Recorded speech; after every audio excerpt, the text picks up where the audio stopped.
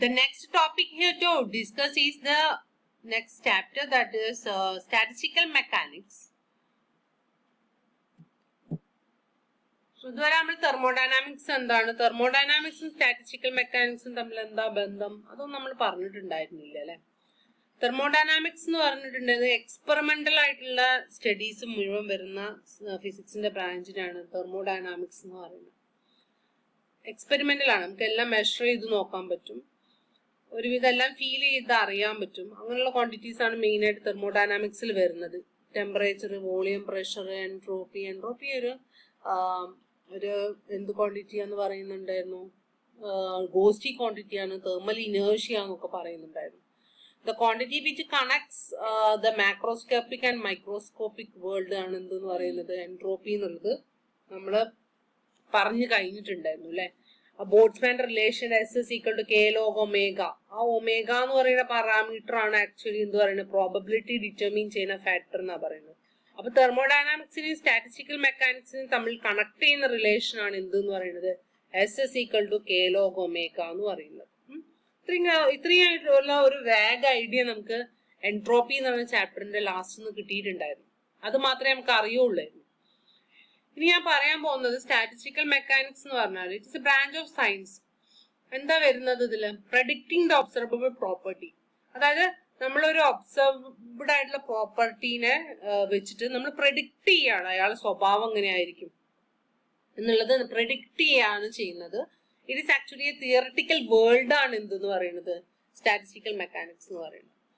അപ്പോൾ statistical behaviour of the individual കമ്പോണൻസിനെ നോക്കിയിട്ട് നമ്മൾ എന്ത് ചെയ്യുന്ന വെച്ചിട്ടുണ്ടെങ്കിൽ അതിന്റെ പ്രോപ്പർട്ടീസ് ഒക്കെ എന്ത് ചെയ്യും, പ്രഡിക്റ്റ് ചെയ്യും.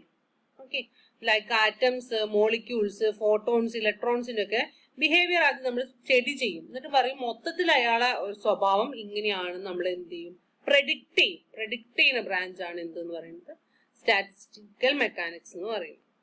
ഇതിൽ മെയിൻ ആയിട്ട് നമ്മൾ പ്രോബബിലിറ്റി ആണ് എന്ത് ഡിറ്റർമിൻ ചെയ്യുന്നത്, അതിന്റെ സ്വഭാവത്തിൻ്റെതും മാക്സിമം പ്രോബബിലിറ്റി നോക്കിയിട്ടാണ് എത്രയാണ് ചാൻസസ് നടക്കാനുള്ള ചാൻസസ് എത്രയാണ്, ചാൻസസിനാണ് ഇമ്പോർട്ടൻസ് എന്തിനു കൊടുക്കുന്നത്, സ്റ്റാറ്റിസ്റ്റിക്കൽ മെക്കാനിക്സിൽ കൊടുക്കുന്നത്. ഈ സ്റ്റാറ്റിസ്റ്റിക്കൽ മെക്കാനിക്സിലെ തിയറീസ് ഒക്കെ എന്തിലൊക്കെ അപ്ലൈ ചെയ്യാന്ന് പറഞ്ഞത് ക്ലാസിക്കലിലും അതുപോലെ ക്ലാസിക്കൽ മെക്കാനിക്സിലും ക്വാണ്ടം മെക്കാനിക്സിലും നമുക്ക് യൂസ് ചെയ്യാം. അതായത് ക്ലാസിക്കൽ വേൾഡ് എന്ന് പറഞ്ഞാല് മാക്രോസ്കോപ്പിക് പ്രോപ്പർട്ടീസ് ഉള്ള വേൾഡ് ആണ്. അതായത് പ്രോപ്പർട്ടി മോളിക്യൂൾസ്, പിന്നെ ഗ്യാസ് ഒക്കെ ക്ലാസിക്കൽ മെക്കാനിക്സിൽ ഉദാഹരണമായിട്ട് വരുന്നതാണ്. ഇനി മൈക്രോസ്കോപ്പിക് വേൾഡിലേക്ക് പോവുകയാണെങ്കിലും ഇലക്ട്രോൺസ്, ഫോട്ടോൺസ് അങ്ങനെയുള്ള വേൾഡിൽ പോവുകയാണെങ്കിലും നമുക്ക് എന്ത് ചെയ്യാൻ പറ്റും, സ്റ്റാറ്റിസ്റ്റിക്കൽ മെക്കാനിക്സ് യൂസ് ചെയ്യാൻ പറ്റും എന്നാണ് പറയുന്നത്. With the help of statistical mechanics ഒരുപാട് പ്രോപ്പർട്ടീസ് നമുക്ക് ഡിഫൈൻ ചെയ്യാൻ പറ്റാത്ത ഒരുപാട് പ്രോപ്പർട്ടീസ് എക്സ്പ്ലെയിൻ ചെയ്യാൻ പറ്റിയിട്ടുണ്ട്. ഫിസിക്സിലെ തന്നെ തെർമിയോണിക് എമിഷൻ ഒരു എക്സ്പ്ലനേഷൻ കൊടുക്കാൻ പറ്റിയിട്ടുണ്ടായിരുന്നില്ല തിയററ്റിക്കലായിട്ട്. അതുപോലെ ഫോട്ടോ ഇലക്ട്രിക് എഫക്റ്റിന് പറ്റിയിട്ടുണ്ടായിരുന്നില്ല. Black body radiation, stellar properties, ഇതൊക്കെ ആർക്ക് കൊടുക്കാൻ പറ്റി, ക്ലാസിക്കൽ സ്റ്റാറ്റിസ്റ്റിക്കൽ മെക്കാനിക്സിന് ഇതിനൊക്കെ എന്ത് കൊടുക്കാൻ പറ്റി, തിയററ്റിക്കൽ എക്സ്പ്ലനേഷൻ കൊടുക്കാൻ പറ്റി എന്നുള്ളതാണ് സ്റ്റാറ്റിസ്റ്റിക്കൽ മെക്കാനിക്സിനെ മറ്റുള്ള സയൻസസിൽ നിന്ന് ഡിഫറെന്റ് ആക്കുന്നത്. ഓക്കെ, സ്റ്റാർസിനെ പറ്റിയുള്ള സ്റ്റഡി, ന്യൂട്രോൺ സ്റ്റാർസ് എന്താണ്, വൈറ്റ് ഡ്വാർഫ്സ് എന്താണ്, അതിന്റെയൊക്കെ എക്സ്പെരിമെന്റിലും കാണാൻ പറ്റുന്നതും എവിഡൻസ് ഒക്കെ നമുക്ക് ആസ്ട്രോഫിസിക്സിന് കിട്ടിയിട്ടുണ്ടായിരുന്നു. പക്ഷെ തിയററ്റിക്കൽ എക്സ്പ്ലനേഷൻ ആർക്ക് കൊടുക്കാൻ പറ്റി, സ്റ്റാറ്റിസ്റ്റിക്കൽ മെക്കാനിക്സിന് കൊടുക്കാൻ പറ്റി. ഇനി നോക്കെ thermal and electrical properties of solids, അതിന്റെ thermal conductivity, specific heats, electrical conductivity, ഇതെല്ലാം ആർക്ക് പറയാൻ പറ്റിയെന്ന് വെച്ചാൽ സ്റ്റാറ്റിസ്റ്റിക്കൽ മെക്കാനിക്സിന് എക്സ്പ്ലെയിൻ ചെയ്യാൻ പറ്റി. അതുപോലെ magnetic properties of materials, diamagnetism, paramagnetism, susceptibility, ഇതെല്ലാം ആർക്ക് എക്സ്പ്ലെയിൻ ചെയ്യാൻ പറ്റി, ഇതെല്ലാത്തിന്റെ തിയററ്റിക്കൽ എക്സ്പ്ലനേഷൻ ആർക്ക് കൊടുക്കാൻ പറ്റി, സ്റ്റാറ്റിസ്റ്റിക്കൽ മെക്കാനിക്സിന് കൊടുക്കാൻ പറ്റി എന്നുള്ളതാണ് ഇതിനെന്ത് ചെയ്യുന്നത് ഒരു വിജയത്തിലേക്ക് എത്തിക്കുന്ന ഒരു ഫാക്ടർ എന്ന് പറയാൻ ഉള്ളത്. ഇനി നോക്കാം, ക്വാണ്ടം മെക്കാനിക്സിൽ നമ്മൾ ഹിൽബർട്ട് സ്പേഴ്സ് ഒക്കെ പഠിച്ചിട്ടുണ്ടായിരുന്നു. അതായത് QI ഡോട്ട്സ്, PI ഡോട്ട്സ് ഒക്കെ വരുന്ന ഹിൽബർട്ട് സ്പേസ് ആയിരുന്നു കൺസെപ്റ്റ്. ഇവിടെ സ്റ്റാറ്റിസ്റ്റിക്കൽ മെക്കാനിക്സിൽ വരുമ്പോൾ ഫേസ് സ്പേസ് എന്നാണ് അതിനെ പറയാ. Space okay, face space 6 dimensional space ആണ്.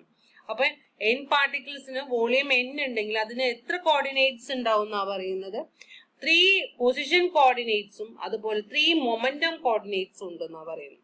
XYZ എന്ന് പറഞ്ഞാൽ 3 dimensional വേൾഡിലുള്ള കോർഡിനേറ്റ്സ് ആണ്. പക്ഷെ അതിന് പൊസിഷൻ കോർഡിനേറ്റ്സും അതുപോലെ മൊമെന്റം കോർഡിനേറ്റ്സും ഉണ്ട് എന്നാണ് സ്റ്റാറ്റിസ്റ്റിക്കൽ മെക്കാനിക്സിൽ ഫേസ് സ്പേസിൽ നമ്മൾ പറയുന്നത്. അതുകൊണ്ട് തന്നെ 3n കോർഡിനേറ്റ്സ് പൊസിഷനെ കൊണ്ടും 3n കോർഡിനേറ്റ്സ് മൊമെന്റത്തിനെ കൊണ്ടുണ്ട്. അപ്പൊ 6n ഡയമെൻഷൻസ് ആണ് നമ്മൾ മെയിൻ ആയിട്ട് എന്തിൽ കൺസിഡർ ചെയ്യുന്നത്, ഫേസ് സ്പേസ് എന്ന് പറഞ്ഞത്. അതൊരു ഇമാജിനറി സ്പേസ് ആണ്. അവിടെ നമുക്ക് 6n കോർഡിനേറ്റ്സ് വേണം റെപ്രസെന്റ് ചെയ്യാൻ എന്നുള്ളത് ഓർത്ത് വെക്കാം. ഓക്കെ, ഇവിടെ നമുക്ക് 3 മതി. 3 ഡയമെൻഷൻ സ്പേസ് ആണ്. 3n നമ്പർ ഓഫ് പാർട്ടിക്കിൾസ് ഉണ്ടെങ്കിൽ 3n സ്പേസിനെ ഓർത്താൽ മതി. അവിടെ 6n ഡയമെൻഷണൽ സ്പേസ് ആണ് മെയിൻ ആയിട്ട് പറയുന്നത്. ഓക്കെ, അത് അങ്ങനെ ഉറപ്പിച്ച് വെക്കുക. അത് 6n ഡയമെൻഷണൽ സ്പേസ് ആണ്. ക്വാണ്ടം മെക്കാനിക്സ് ആകുമ്പോൾ അത് ഹിൽബർട്ട് സ്പേസ് ആണെന്നുള്ളത് ഓർത്ത് വെക്കാം. ഇനി നമുക്ക് അറിയേണ്ടത് എന്താ വെച്ചാല് ഇതില് വോളിയം എലമെന്റ് കണ്ടുപിടിക്കണം. അതില് നമ്പർ ഓഫ് സെൽസ് കണ്ടുപിടിക്കാനുള്ള ഒരു ഫോർമുലയും പറയുന്നുണ്ട്. അതിൽ വോളിയം എലമെന്റ് പൊസിഷനെ കൊണ്ട് dx dy dz. ഓക്കെ, അതിന് മൾട്ടിപ്ലൈ ചെയ്താൽ മതി. മൊമെന്റം സ്പേസ് ആകുമ്പോൾ സ്മോൾ മൊമെന്റം കോർഡിനേറ്റ്സ് എടുക്കുക. പക്ഷെ ടോട്ടൽ പറയുമ്പോൾ എന്ത് വേണം, പൊസിഷനും വേണം മൊമെന്റും വേണം. പിന്നെ പൊസിഷൻ ഇൻറ്റു മൊമെന്റം എന്ന് പറഞ്ഞിട്ടുണ്ടെങ്കിൽ h ആണെന്നുള്ളത് ക്വാണ്ടം മെക്കാനിക്സിൽ പറഞ്ഞിട്ടുണ്ടായിരുന്നു. ഇവിടെ H0 എന്ന് ഞാൻ കൊടുക്കാൻ കാരണം എന്താ വെച്ചാൽ ക്ലാസിക്കൽ ലിമിറ്റിലെ h എന്താവും, H0 ആവും എന്നുള്ളൊരു കൺസെപ്റ്റ് എടുത്തിട്ടാണ്. Okay, H0 become A classical concept എടുക്കുകയാണ്. വെരി സ്മോൾ എന്നുള്ളത് കൺസിഡർ ചെയ്താൽ മാത്രം മതി. ക്വാണ്ടം ആകുമ്പോൾ അത് എന്ത് വരും, h³ വരും. Okay, so total number of cells കണ്ടുപിടിക്കാൻ total volume of space by volume of 1 cell ചെയ്തിട്ടുണ്ടെങ്കിൽ ടോട്ടൽ നമ്പർ ഓഫ് എത്രമാത്രം സെൽസ് ഉണ്ട്, എന്താ സെൽസ് ഞാൻ പറഞ്ഞു തരാം എങ്ങനെയാ വരുന്നതെന്ന്. ഇത് കണ്ടുപിടിച്ചാൽ എന്തും കിട്ടും എന്ന് വെച്ചിട്ടുണ്ടെങ്കിൽ ടോട്ടൽ നമ്പർ ഓഫ് സെൽസ് കിട്ടും. എത്ര ഇന്റഗ്രൽ യൂസ് ചെയ്യുന്നുണ്ട്, 6 ഇന്റഗ്രൽസ് യൂസ് ചെയ്യുന്നുണ്ട്. H0³ എന്ന് പറഞ്ഞാൽ ഒരു വോളിയം എലമെന്റ് ആണ് H0³ എന്ന് പറയുന്നത്. ക്ലാസിക്കൽ ആയതുകൊണ്ട് ഞാൻ H0 യൂസ് ചെയ്തെന്നുള്ളൂ. വെരി സ്മോൾ എന്നുള്ള ക്വാണ്ടിറ്റി എടുക്കുക. Limit very extend to 0, very small quantity ആയതുകൊണ്ട് മാത്രമാണ് ഞാൻ H0 എന്ന് പറയുന്ന ഒരു ക്വാണ്ടിറ്റി എടുത്തിട്ടുള്ളത്. ഓക്കെ, h എന്നുള്ളതാണ് അത് ക്വാണ്ടം മെക്കാനിക്സിലാകുമ്പോൾ വരെ പ്ലാങ്ക്സ് കോൺസ്റ്റന്റ് ആണ് അതിന്റെ വാല്യൂ യൂസ് ചെയ്യുന്നത്. ഓക്കെ, ഇനി അടുത്തത് ശ്രദ്ധിക്കാം. 6 ഡയമെൻഷൻ വോളിയം നമ്മൾ പറഞ്ഞു. മൈക്രോ സ്റ്റേറ്റ്സും ഉണ്ട്, അതുപോലെ മാക്രോ സ്റ്റേറ്റ്സും ഉണ്ട്. ഇവിടെ മാക്രോ എന്ന് പറഞ്ഞിട്ടുണ്ടെങ്കിൽ ഇതിൽ നമ്മൾ ഒരുപാട് കമ്പാർട്ട്മെന്റ്സ് ആയിട്ട് എടുക്കുന്നത്. ഒരു ട്രെയിൻ എടുക്കുക. ട്രെയിനിൽ നമ്മൾ ഒരുപാട് കമ്പാർട്ട്മെന്റ്സ് ഉണ്ടാവുമല്ലോ. ഓരോ കമ്പാർട്ട്മെന്റ് ആയിട്ട് ആദ്യം നമ്മൾ തിരിക്കും. അതിനുള്ള ആളുകളൊക്കെ ഞാൻ സെൽസ് ആയിട്ട് ഡിവൈഡ് ചെയ്യാണ്. ഓക്കെ, സീറ്റുകളൊക്കെ ഉണ്ടല്ലോ, അതൊക്കെ ഞാൻ സെൽസ് ആയിട്ട് ഡിവൈഡ് ചെയ്യാം. ഈ കമ്പാർട്ട്മെന്റ് വൈസ് ഡിസ്ട്രിബ്യൂഷനെ ഞാൻ എന്ത് ചെയ്യാണ്, മാക്രോ സ്റ്റേറ്റ് ആന്ന് പറയാം. അതായത് ഓരോ കമ്പാർട്ട്മെന്റും ഞാൻ എന്ത് ചെയ്യാണ്, മാക്രോ സ്റ്റേറ്റ് ആണ്. അതായത് ടോട്ടൽ എനർജി ഇയും വിയും ആണെന്ന് വിചാരിക്കാം. ടോട്ടൽ എനർജി ഇയും വിയും ആണെന്ന് വിചാരിക്കാം. ഇത് അതിന്റെ ഉള്ളിലുള്ള കമ്പാർട്ട്മെന്റ് സീറ്റുകളാണ് ഞാൻ പറയുന്നത്. ഇതൊരു ഒരു ബോഗി എന്ന് പറയുന്ന പോലെ ഒരു കമ്പാർട്ട്മെന്റിന്റെ ഉള്ളിലുള്ള സീറ്റുകൾ പോലെയാണ് ഞാൻ ഇതിനെ അറേഞ്ച് ചെയ്തിട്ടുള്ളത്. ഓക്കെ, എത്ര എണ്ണം ഉണ്ട്, ഇതൊക്കെ സെൽസ് ആണ്.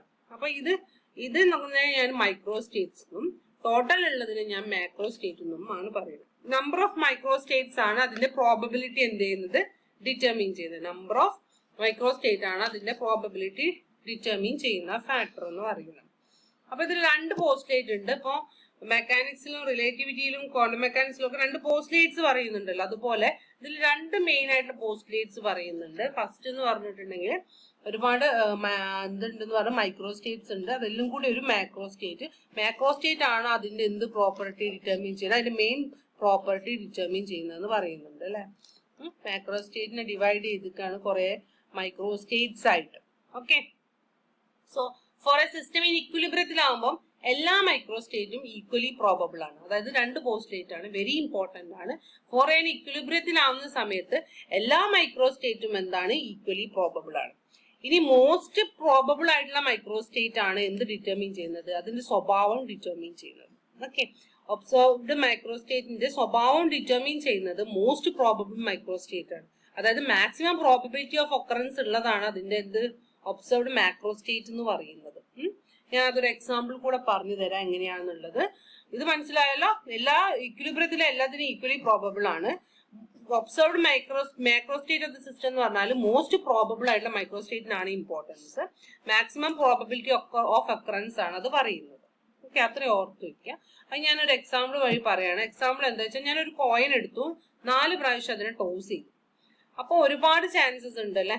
എങ്ങനെയൊക്കെ വരാന്ന് വെച്ചാൽ ഹെഡ് ഇല്ലാതെ 4 ടെയിൽ ആവാം, 1 ഹെഡും 3 ടെയിൽ ആവാം, 2 ഹെഡും 2 ടെയിലും ആവാം, 3 ഹെഡും ഒരു ടെയിലും ആവാം, അതുപോലെ 4 ഹെഡും 0 ടെയിലും ആവാം. ഇതിന് ഒക്കെയുള്ള ഒക്കറൻസിനുള്ള സാധ്യത, അതായത് ഹെഡും ടെയിലും എങ്ങനെയൊക്കെയാ വരിക എന്നുള്ളതിന്റെ ഒക്കറൻസിനുള്ള സാധ്യതകൾ നോക്കി. ഞാൻ നോക്കിയപ്പോൾ ഒരുപാട് ഒക്കറൻസ് ഉണ്ട്. 4 ചാൻസ് ഉണ്ട് ഇങ്ങനെ വരാനുള്ള.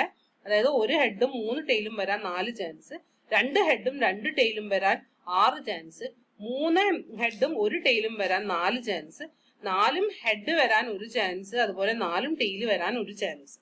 അപ്പൊ ഇത് ഞാൻ നോക്കിയപ്പോ അതിൽ ഏറ്റവും കൂടുതൽ പ്രോബബിലിറ്റി കാണിക്കുന്നത് 2 ഹെഡും 2 ടെയിലും 6 എണ്ണാണ് മോസ്റ്റ് പ്രോബബിൾ ആയിട്ട് കാണുന്നത്. Okay, this is the most probable state എന്ന് പറയുന്നത്. മോസ്റ്റ് പ്രോബബിൾ സ്റ്റേറ്റ് ആണ് എന്ത് ഡിറ്റർമിൻ ചെയ്യുന്നത്? അതിന്റെ ക്യാരക്ടർ ഡിറ്റർമിൻ ചെയ്യുന്നതെന്നാ പറഞ്ഞത്. പ്രോബബിലിറ്റി കിട്ടാൻ അതേ by total number of micro states കണ്ടാൽ മതി. അപ്പൊ total number of micro states 16 ആണ്. എങ്ങനെ വരിക? 2n ആണ് അതിന്റെ ഫോർമുല. പ്രോബബിലിറ്റി എന്ന് പറഞ്ഞ ചാപ്റ്റർ പഠിക്കാനുണ്ടായിരുന്നു പണ്ട്, എനിക്കറിയില്ല നിങ്ങൾ പഠിച്ചിട്ടുണ്ടോന്ന്. അതിൽ എങ്ങനെ പ്രോബബിലിറ്റി കണ്ടുപിടിക്കേണ്ടതെന്നുള്ളത് കൃത്യമായിട്ട് പറയുന്നുണ്ട്. അപ്പൊ ഇതിൽ മോസ്റ്റ് പ്രോബബിൾ എന്ന് പറഞ്ഞാൽ 6 ആണ്. 6 ആണ് മോസ്റ്റ് പ്രോബബിൾ ആയിട്ട് വരുന്നത്. സോ ഇവിടെ നോക്കാം, മോസ്റ്റ് പ്രോബബിൾ മൈക്രോ സ്റ്റേറ്റ് എന്ന് പറഞ്ഞാൽ 2n ആണ് കണ്ടുപിടിക്കുക. മൈക്രോ സ്റ്റേറ്റ്സിന്റെ 2n മോസ്റ്റ് പ്രോബബിൾ കിട്ടണമെങ്കിൽ 4 factorial by 4 factorial into 2 factorial, ഇതാണ് ഫോർമുല. അപ്പൊ 6 കിട്ടും. ഓക്കെ, അപ്പൊ തെർമോഡൈനാമിക് പ്രോബബിലിറ്റി എന്ന് പറഞ്ഞിട്ടുണ്ടെങ്കിൽ ഗിവൺ മൈക്രോ സ്റ്റേറ്റിലെ എത്ര macro States given micro state may consist of large number of macro States ഉണ്ടാവാൻ ചാൻസ് ഉണ്ട്. അതുപോലെ നമ്പർ ഓഫ് മൈക്രോ സ്റ്റേറ്റ്സ് ഇന്നെ മാക്രോ സ്റ്റേറ്റ്സ് എന്ന് പറയുന്നതാണ് എന്ത് എന്ന് പറയുന്നത്. അപ്പൊ ഒന്നും കൂടെ ശ്രദ്ധിക്കാം, ഇവിടെ ഗിവൺ നമ്പർ ഓഫ് മാക്രോ സ്റ്റേറ്റ്സിൽ ഒരുപാട് നമ്പർ ഓഫ് മൈക്രോ സ്റ്റേറ്റ്സ് ഉണ്ട്. അപ്പൊ നമ്പർ ഓഫ് മൈക്രോ സ്റ്റേറ്റ്സിനെ ഗിവൺ മാക്രോ സ്റ്റേറ്റിനാണ് എന്തെന്ന് പറയുന്നത്? തെർമോഡൈനാമിക് പ്രോബബിലിറ്റി എന്ന് പറയുന്നത്. പ്രോബബിലിറ്റി ഡിറ്റർമിൻ ചെയ്തത് നമ്പർ ഓഫ് മൈക്രോ സ്റ്റേറ്റ്സിനെയാണ്. പ്രോബബിലിറ്റി കണ്ടുപിടിക്കാനുള്ള ഫോർമുല എന്താ വെച്ചാൽ 1 total number of micro states ആണ് പ്രോബബിലിറ്റി കണ്ടുപിടിക്കാനുള്ളത്. അപ്പൊ മാക്രോ സ്റ്റേറ്റും പ്രോബബിലിറ്റിയും തമ്മിലുള്ള റിലേഷൻ കിട്ടാൻ number of micro states by total number of micro states ചെയ്താൽ മതി. അപ്പൊ ഇത് 1 ടോട്ടൽ പി ഇത് പറഞ്ഞാൽ പി ആണ്. സോ നമ്പർ ഓഫ് മൈക്രോ സ്റ്റേറ്റിന് ഒമേഗ എന്ന് കൊടുക്കുകയാണെങ്കിൽ ഇൻറ്റു പി ചെയ്താൽ മതി. സോ മാക്രോ സ്റ്റേറ്റിന്റെ പ്രോബബിലിറ്റി പ്രൊപ്പോർഷണൽ ടു എന്താണ്? നമ്പർ ഓഫ് മൈക്രോ സ്റ്റേറ്റ്സ് ആണ്. ഓക്കെ, അപ്പൊ ഒമേഗ മാക്സ് കിട്ടണം എന്താ ചെയ്താൽ മതി? ഒമേഗ മാക്സ് എന്ന് പറഞ്ഞിട്ടുണ്ടെങ്കിൽ അതിന് പ്രോപ്പർട്ടി ഡിറ്റർമിൻ ചെയ്യുന്ന കാര്യമാണ്. സോ അതിന് നമുക്ക് എന്ത് കണ്ടുപിടിക്കാം? ഡിസ്ട്രിബ്യൂഷൻ ഫംഗ്ഷൻ കണ്ടുപിടിക്കാൻ പറ്റും. ഡിസ്ട്രിബ്യൂഷൻ ഫംഗ്ഷൻ എന്ന് പറഞ്ഞാൽ probability of occupancy of each state ആണ്. ആ ഡിസ്ട്രിബ്യൂഷൻ ഫംഗ്ഷൻ കണ്ടുപിടിച്ചാൽ അതിന്റെ ക്യാരക്ടർ നമുക്ക് പ്രെഡിക്ട് ചെയ്യാൻ പറ്റും എന്നാ പറയുന്നത്. ഈ ഒമേഗ കിട്ടിയിട്ടുണ്ടെങ്കിൽ f(e) കണ്ടുപിടിക്കാൻ പറ്റുന്നതാണ്. സോ അത് വെച്ചിട്ട് നമ്മൾ എന്ത് ചെയ്യുന്ന വെച്ചിട്ടുണ്ടെങ്കിൽ അതിന്റെ ഓരോ സ്റ്റേറ്റ്സിന്റെ സ്വഭാവവും പഠിക്കാൻ വേണ്ടി പോവുകയാണ് ചെയ്യുന്നത്. ഡിസ്ട്രിബ്യൂഷൻ ഫംഗ്ഷൻ പഠിച്ചിട്ട് അതിന്റെ ഓരോ പ്രോബബിലിറ്റി നോക്കിയിട്ട് അതിന്റെ ഓരോ സ്വഭാവങ്ങളും നമ്മൾ എന്ത് ചെയ്യാണ് പഠിക്കാൻ പോവുകയാണ് ചെയ്യുന്നത്. ഓക്കെ.